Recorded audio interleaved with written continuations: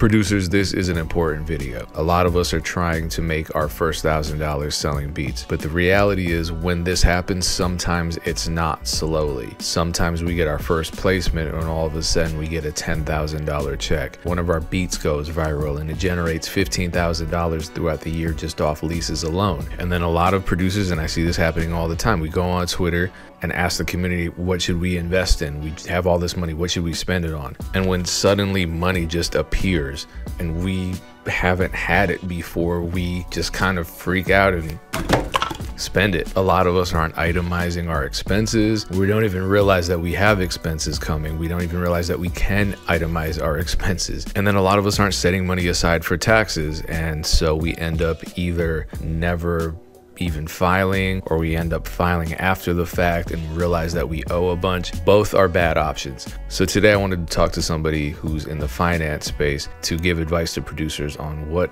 we should do when money comes our way, how to plan for the future, how to make sure we don't go broke, because I've seen it happen and I definitely don't want to see that happen to you. Appreciate you watching. Yeah, so I'm a financial advisor, I'm a financial planner, run my own practice. I've been running my own practice for 8 years. So, think of it as, most people, have a doctor and they go to a doctor's office, right? Sometimes the doctor even owns their own practice. Think of me in that way, but I do that for finances. And I work with people in all sorts of different walks of life. Some of them are in the earlier stages of their career. Some of them are in their later stages of their career. Some are business owners and they're solopreneurs. It's just them. Some of them have employees. Some of them have a full-time job, and they supplement their full-time job with with another source of income. Maybe it's a side gig, but that's it. A doctor for financial planning is kind of what you can think of me. And you also have a musical background. That was initially what your career path was going to be. Yes. Whenever I went to college, I studied music for almost 3 years, and I realized that the people who I was surrounding myself with, they were a lot more passionate about teaching and performing than I was. I love music. I grew up around music. My dad was a music teacher. He paid for his collegiate education, and for some of mine even through his music. So my entire family in my hometown, I grew up in Muscle Shoals, Alabama. There's a lot of, rich music history in Muscle Shoals. A lot of history. Oh, yeah. Yeah. So that's my hometown. And so if you ever go to Muscle Shoals, Alabama, it's just a rich culture. So a lot of my friends growing up, that it's just kind of permeated our lives. And it's even now, but. I studied it a bit in college, and then I found another career, and here I am doing financial planning now. Betty LaVette is a name that comes up. Jimmy Johnson, but also Greg Allman. Oh yeah, Fish. Aretha Franklin's a big one. Bob Seger. Not that he was from there, but there's a famous studio out there called Muscle Shoals Sound Studio, and a lot of talent went out there. Muscle Shoals Sound. Yeah, and they're still there, right? I believe there was this studio band called the Swampers. I think if you ever saw the Aretha Franklin movie, it tells the story of Aretha Franklin and the Swampers and how they put together a lot of great records, because she wasn't necessarily getting the attention that she deserved. Back where she was trying to get her career started, and then they went to Muscle Shoals and started working with Swampers, and they meshed really well. Someone will have to fact check me on that, but that's what the movie said. Well, we're talking finances today, so there are a lot of misconceptions about music, and you work with small business owners all the time. All we are as musicians who are trying to make a career off of our music, all we are small business. We're just small business owners. We're entrepreneurs. Some of the most confusion, I think, lies in taxes and lies in incorporation. And so I guess let's start with those misconceptions. What does one need to start a business? Do they need to incorporate? for someone to start a business, they need an idea first.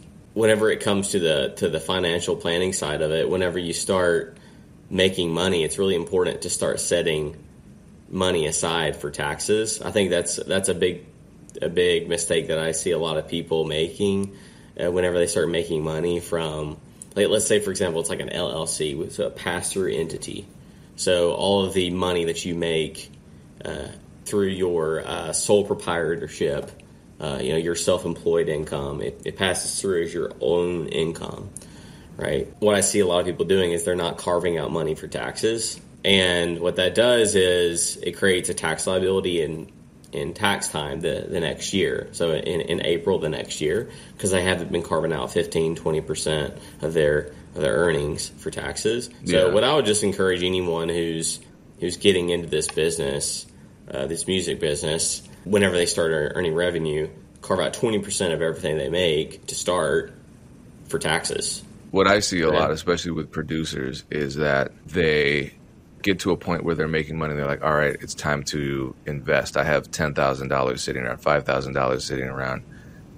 What do I need? I need a better microphone. I need a better keyboard. I need this. I need that. I need a modular synth. And I'm like, yeah, maybe don't spend that money yet.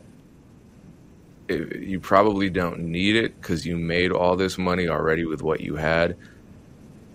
And you're not taking into account the fact that taxes are on the way and that, at one point you're going to need this money potentially for something else. Like maybe you want to buy a house, maybe your car breaks down, whatever the case is. Exactly.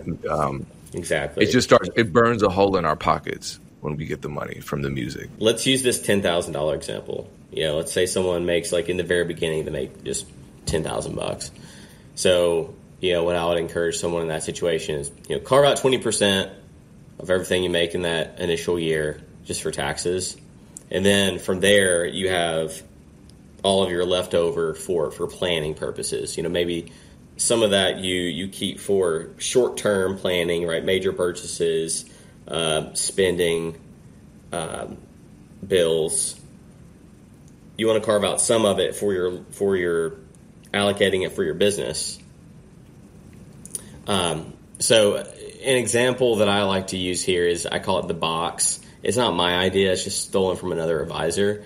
But the box example is, there's 3 segments of financial planning. There's 3 segments of wealth accumulation. And in that top segment is your home run segment. And that's, in the home run segment, that's where you have a unique skill set and where you can get the best rate of return. So that's your you're investing into new equipment, right? Your new microphone, your new whatever the equipment is. I'm not sure what all it is because I'm not an expert in what you do, but everyone has a home run segment, right? It might be, if it's a real estate investor, it's going out and buying a piece of real estate. If it's another business owner, it's investing into their business. And then that second segment is the aggressive segment. So that's like your typical, like if you also have like a W-2 job, that's just like putting money into your 401k. It's like the market correlated segment. So you invest into that 20, 30 years, you're going to get a decent rate of return, 8-10%, hopefully, if it does well in the market. You should have some of your investments and earnings going into that segment as well. And then you have the safe segment. This is the usually the least tax efficient segment of the wealth building picture, but it's really important because it gets more and more important as you get older. And you typically want it to be more liquid as well, because you don't want your aggressive segment to be usually the aggressive segment isn't going to be particularly liquid because it's going to be moving up and down with the market. But home run aggressive safe is something that people want to keep in mind as they're starting to invest for the future. All right, I definitely want to dive more deeply into that in a second, but before we even get to that, I talk to a lot of producers, a lot of rappers who are investing in their careers. They're not necessarily seeing money back yet, but they're making these investments, and I'm Okay. like, damn, it's all this money going in, and I'm not getting anything out of it, and Okay. blah, blah, blah. And I'm like, well, you are itemizing this stuff, right? Like, you're writing this off at the end of the year. And they always say, what are you talking about? And it goes back to the misconceptions. They'll say, oh, well, I haven't even started an LLC, so I can't do write-offs. I'm like, yeah, you can. You don't need an LLC for that. Or, you know, they'll say, well, I'm not really making. If they know a bit about tax law, they'll say, well, I'm not exceeding the standard deduction. I'm like, you should still be keeping track of your expenses, man. Because one, how do you know? Mm-hmm. And two, you know, these are helpful insights into your business and how you scale it and what you're spending and what's working and what's not. So what's some advice you can give to a person that isn't making money? They're at the investment stage. They're a producer. They're buying plugins. They haven't made money yet, but they want to plan for the future. They don't want to end up broke. I'm recalling earlier stages of my career where I was having to do a lot of things on my own, like write these things down. But it can be something as simple as finding like one day a month where you just go through the bank expenses or your credit union, whatever kind of financial institution you use, and just write those down. It doesn't have to be like every weekend, right? But, you know, I myself as a business owner, I remember those days, those early days where in the future you can have a bookkeeper to do that, right? You make it big, hire a bookkeeper. That's a great investment, so you don't have to do that. But if you do want to scale a business, right, every business owner usually has to put in some of that work in the beginning because, like, that's some of the grittiness of being a business owner. You just got to put in the extra work on the weekend sometimes. So what were you doing? Did you just have a tax diary? Did you use, like, an app? Yeah. What worked for you? I used to use Excel at the time. At the time, I used to use Excel spreadsheet, and I would do it on college game day, Saturday morning, because I loved college football at the time. And then at the end of college game day, I'm like, screw this, I'm done. I'm not doing any more work. So typically at the time, it was pretty frequent, because like I wanted to stay on top of it. I was doing like every Saturday morning, unless like my friends wanted to go out or something. But sometimes you just got to put in that extra work in the beginning stages. But nowadays, I have a bookkeeper. That's awesome. I love having a bookkeeper. I love having a CPA. They take care of things. It's a little bit pricey, but having a good CPA and a good bookkeeper, it pays it. You know, they kind of pays for itself. Yeah, I have one. I recommend it if you're at that point. I mean, I was doing my own taxes for a while, and then it got to the point where there were just so many different revenue streams coming at me, and I realized there was so much I didn't know about tax law, like are royalties taxable or not? And some of them are not taxable. So I'm like, well, how do I file that? I didn't Certain know. royalties are not. Hey, I don't know all about like the royalties game. Yeah, I went to a CPA and hired them, and their price keeps going up. I'm not gonna lie, but it's to me it's worth it because all I have to do is itemize everything, all my expenses, and then submit all of my earnings at the end of the year, and then my CPA does the rest. I don't know how he hasn't shown up to my house and punched me in the face a couple times with the way I'm organizing my stuff, but worked out. Just on that note, you know, if you're working with a CPA, a bookkeeper, they're going to want some kind of record of your expenses. Oh, yeah. You know, whether you're doing it on your own or you're using a system. Like a lot of people will use like QuickBooks Online, and that's what I use. But a lot of bookkeepers, CPAs, they will integrate. They'll use QuickBooks Online. You can integrate your bank account. Whatever you use with QuickBooks Online. It makes it a lot easier, so you're not having to do what I did, 7-8 years ago, like go line by line in a freaking spreadsheet. That was annoying, and that was very time consuming. But fortunately, QuickBooks Online makes that so much easier. Integrate And this is not an ad for QuickBooks Online, by the way. No, but I like need the sponsorship money. Yeah, there you go. There you go. Investing. Let's go back to investing because that's your wheelhouse, and I'm not really sure how all of that necessarily works. A lot of us who are making some money, we plan on making more, even if we've just started.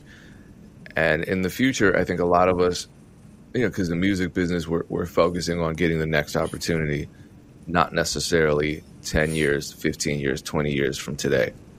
And you never know what's going to happen then.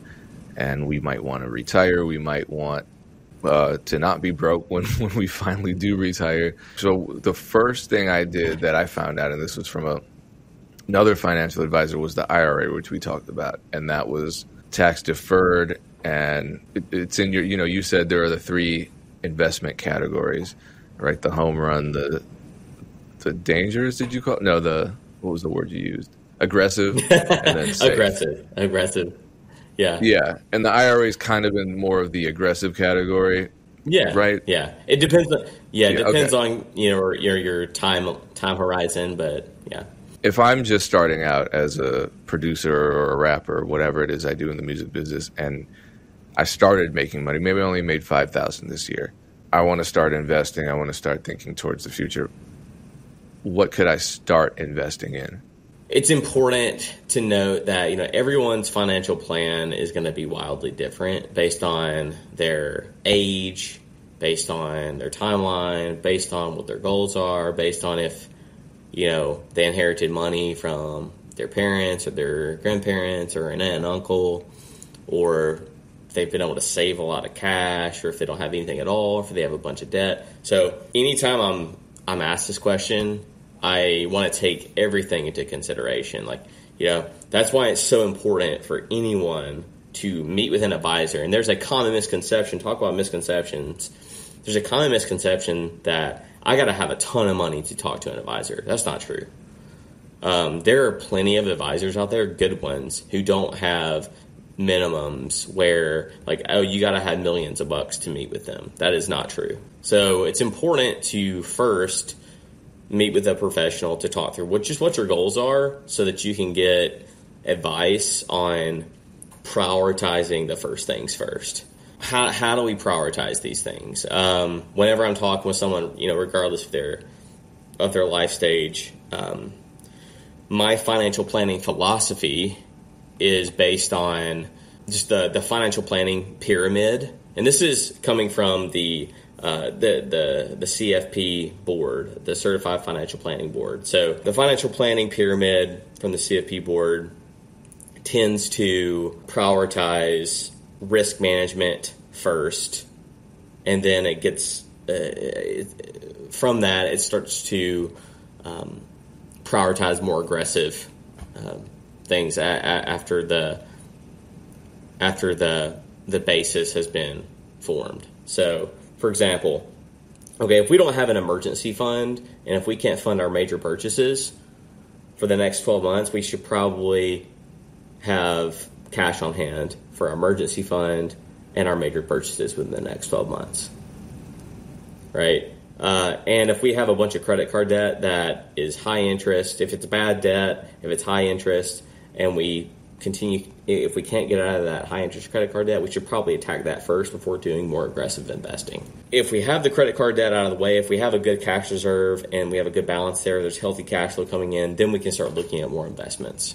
In terms of the investments, I talk to people more about a 4-bucket approach. You and I may have talked through that: short-term, mid-term, long-term, and retirement. So that IRA, that tax-deferred growth, is more in that retirement bucket. So, you can put in $7,000 a year into an individual retirement account, traditional or Roth. For a lot of younger folks, I love a Roth IRA because it goes in after tax. It'll grow tax deferred, and you can take it out tax-free after age 59 and a half. Also, your contributions, you can take out tax-free, penalty-free, anytime, any reason, but not the gains. And you can make it as aggressive as you want, right? You can invest into the best companies in the world. You can keep it in cash, but I don't know why you would do that if you're a young person. And as you get closer to retirement, you definitely want to make it a bit more conservative or balanced. But Yeah, typically for a lot of people that I'm speaking to, when I have cash on hand for emergencies and major purchases within 12 months, let's make sure we're prioritizing maxing out an IRA every single year if we can. Get a 401k at full match at work if we have an option to do that. Outside of those two, it really depends on what those personal goals are, right? Do we want to invest in the business? Do we want more safe money in the portfolio? If we want more safe money in the portfolio, then there's a lot of really unique ideas out there in the marketplace that we can go after. Yeah, and I mean, you deal in mutual insurance, for example, which I didn't realize was an investment prior to talking to you. I thought it was just coverage in the case of death. Yeah. And that's not the case. It's in a nutshell, because it's kind of in a nutshell, what is mutual insurance? How does that work as an investment? Let's talk about life insurance for a second. That's another topic that is a common misconception. We've talked about a lot of misconceptions already today. So life insurance can be a really important tool for people to have and own. So there's term life insurance, which is what most people think about. And there's permanent life insurance. So term life insurance is it's a temporary coverage. So it's a good fit for someone who has a temporary need for life insurance, right? For example, I have a mortgage, like this house, right? It's covered. I bought it partially with a mortgage. So I'm going to have some term insurance to cover my mortgage. And the benefit of it is it's going to stay in force as long as the mortgage is going to be, as long as I'm going to have that mortgage.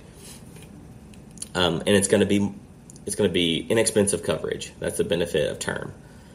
Permanent life insurance, also on term, it expires. That's a con of term. But because it can potentially expire, it's cheaper. So insurance companies, they tend to make a lot of money on term because they're actuarially designed to expire before the person passes away. That's just kind of how they make a lot of money on term. Permanent life insurance, it's a little bit different. It's designed to last someone's entire life. There's two types of permanent life insurance. There's whole life insurance and there's universal life insurance.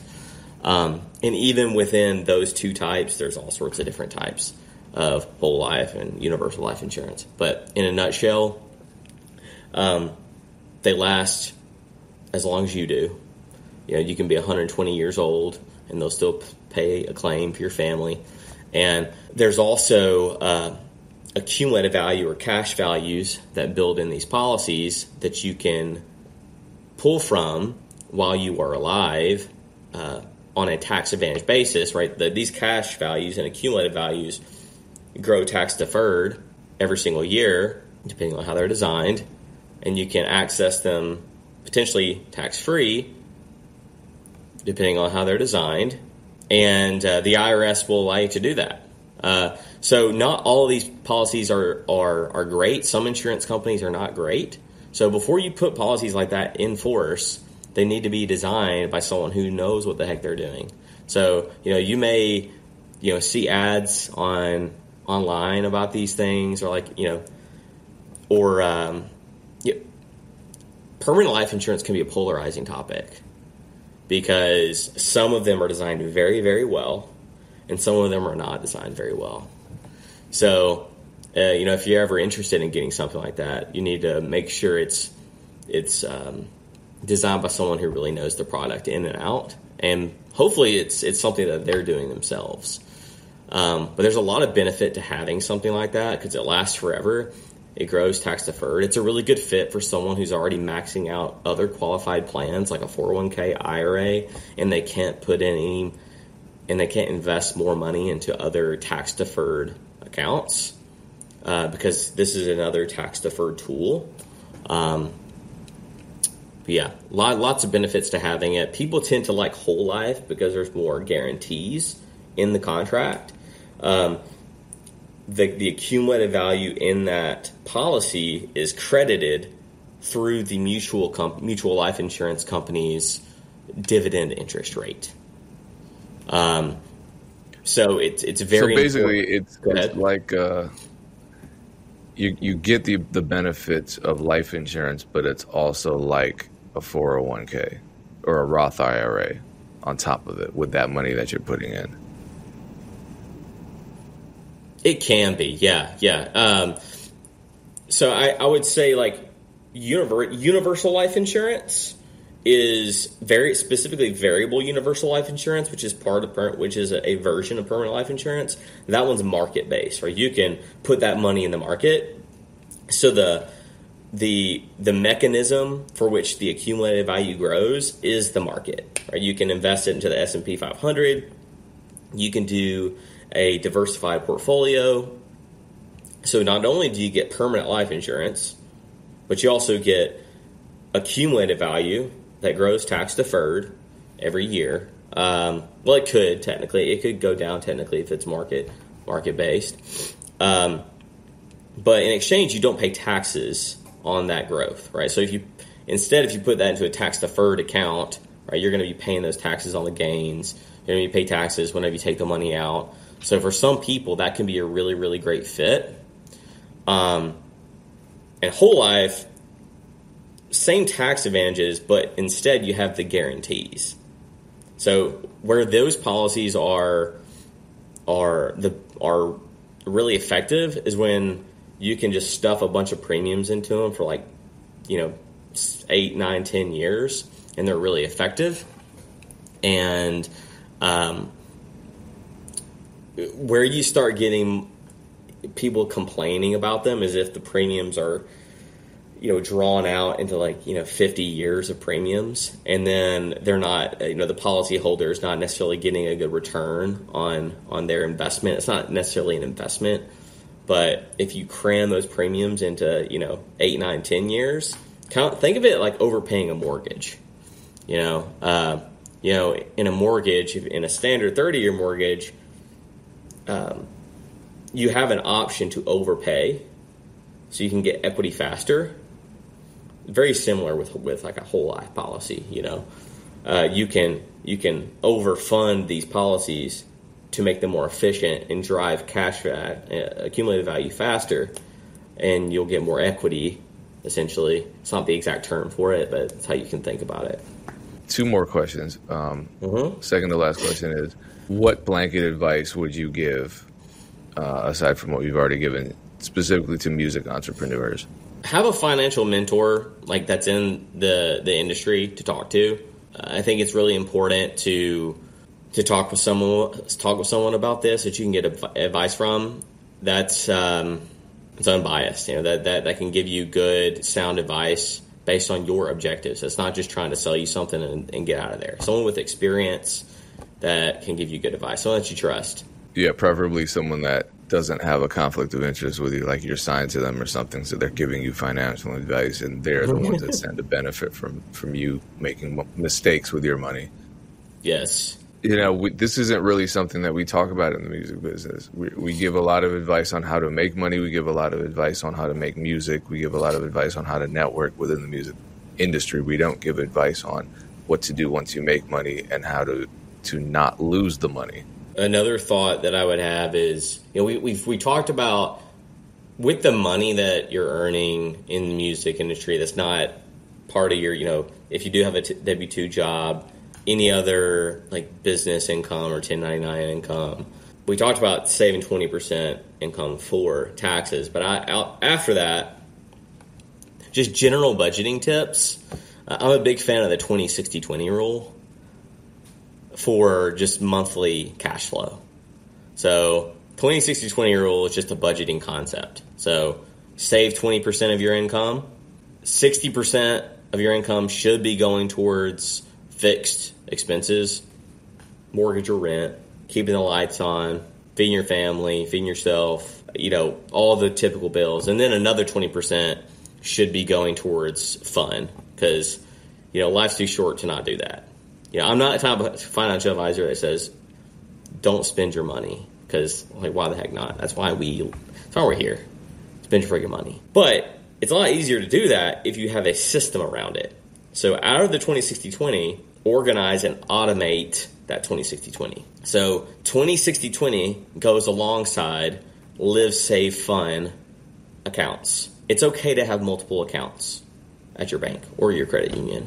I used to work at a credit union. I'm kind of partial to credit unions. So Live, Save, Fun. The Live account is your primary checking account. It ends in an E because that's where all your essential expenses are running through. So think of that as the 60% fixed. The Save account, so you're getting paid into the Live account, right? Let's say all your direct deposits, all your business income, all that's being paid into the Live account, right? You auto transfer every time you get paid, or once a month, twice a month, however often you want to do it, 20% of your income into the Save account, just cash, right? Just so you can continue building up cash reserves. And you also have that third account just for your fun money. So you do the exact same auto transfer once a month, twice a month, however often you want to do it for fun money. Now, I love this system because it encourages you to, one, stay within a budget, but it also encourages you to spend your money and feel really good about it, right? Some of my favorite purchases are just going down to the coffee shop down here and using my fun money account to buy a tea. And it's like, I know it's in my budget. Or, for example, I got a new fun money deposit 2 days ago. Shoot, I might go buy a video game today. It feels great. I love having that freedom. Game. Exactly. That's I the love title having of your that. mixtape if you ever drop one. I love having that freedom of knowing, like, hey, I'm saving for my future. I got my fun money account, and the bills are paid. Live, save, fun.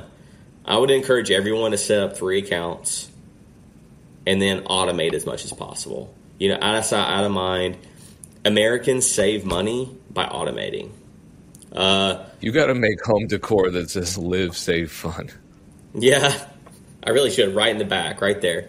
But you got to think about how Americans have saved money over the years. It's through 401ks and home equity. Forced saving mechanisms is how they've saved their money. So the more you can automate, the better. The last thing, so this is the last just like general advice, I call it core and explore. A lot of my ideas are not original. I've just copied it from other advisors because that's what people do. I feel like these days a lot of ideas are stolen. It's not like the music industry. Well, maybe the music industry is very similar. Maybe people. No, it's exactly like the music industry.